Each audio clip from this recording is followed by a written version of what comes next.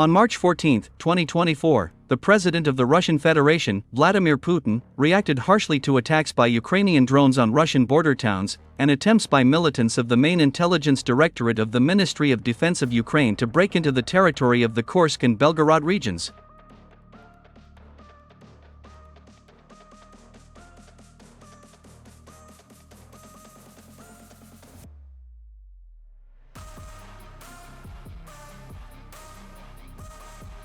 In particular, he said that the Kiev regime, with these attacks, is trying to intimidate the civilian population of the Russian regions bordering Ukraine, and disrupt the voting process during the presidential elections, which have already started in Russia.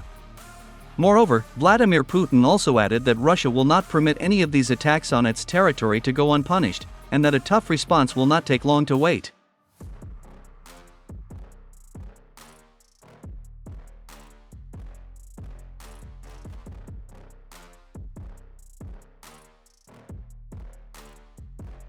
The fact that Russia will definitely give a tough response to what is happening became clear on March 12, when the first attempts of militants of the main intelligence directorate of the Ministry of Defense of Ukraine to break into the territory of the Russian border regions were recorded. Back then, some Ukrainian telegram channels said that the Kiev authorities had opened a Pandora's box with these attacks, and that Russia's response would be very harsh and unpredictable.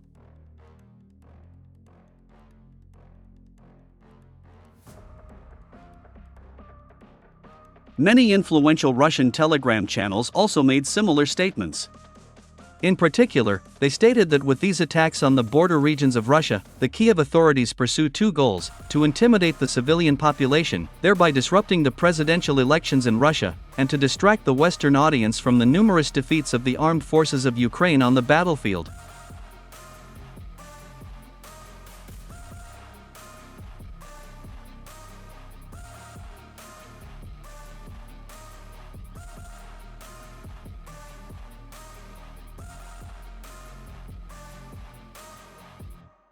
At the same time, it is worth noting that the more the Ukrainian army loses on the battlefield, the more the Kiev authorities neglect the so-called red lines. In particular, during attempts to break into the territory of the Russian regions, the militants of the main intelligence directorate of the Ministry of Defense of Ukraine openly used American infantry fighting vehicles and Western multiple-launch rocket systems, although a month ago, Zelensky promised that the armed forces of Ukraine would never use Western types of weapons to attack Russian territory. All this once again confirmed the fact that the West is an integral participant in this war, and that the rapid approach of the defeat of the Kiev authorities will increase the risk of escalation of this conflict.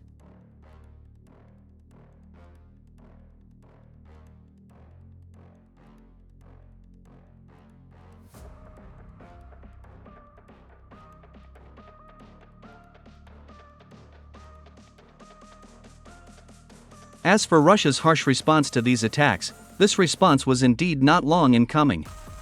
So, it became known that on the evening of March 15, Russia launched a series of missile strikes on the Odessa region. In particular, military facilities in the city of Chernomorsk and the port part of Odessa were hit.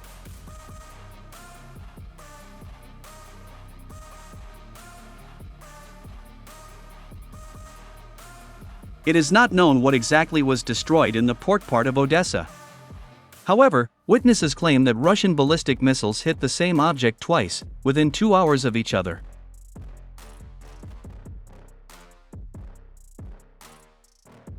According to them, after the first strike, representatives of the Security Service of Ukraine and the main intelligence directorate of the Ministry of Defense gathered at the site of the destroyed object to assess the damage caused, and it was at this moment that another Russian ballistic missile struck the same place.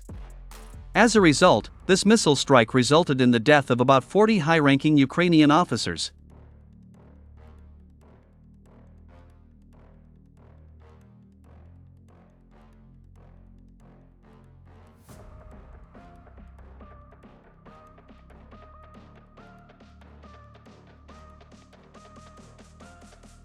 However, the most dramatic events unfolded in the city of Chernomorsk, on the territory of the sanatorium RIA.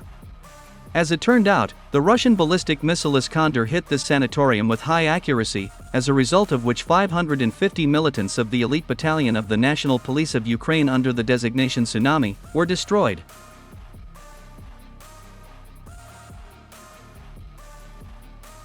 Moreover, the commander of this battalion, General Alexander Gostashev, and the deputy police chief of the Odessa region, General Dmitry Abramenko, were also destroyed. However, the bad news for the Kiev authorities did not end there. As it turned out, about 100 foreign mercenaries, including high-ranking NATO officers, were also among the dead.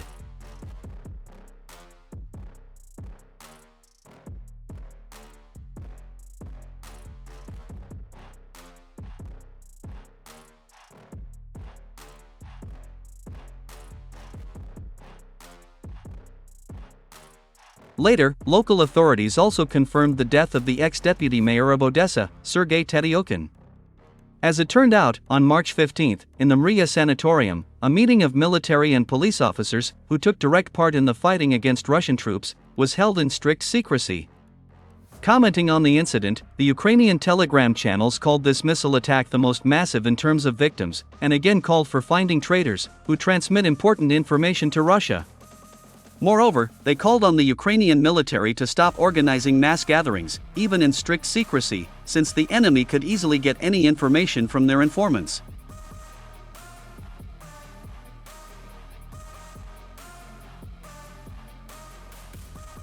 Western military experts also commented on this missile attack on the Odessa region. According to them, the destruction of such a large number of fighters of the elite battalion, along with generals and high-ranking NATO officers, is an undeniable success of Russian military intelligence.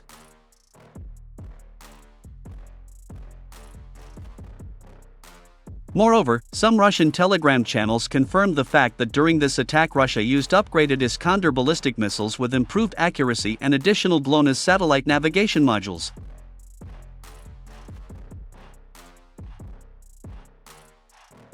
My friends, this is probably just the beginning of Russia's harsh responses.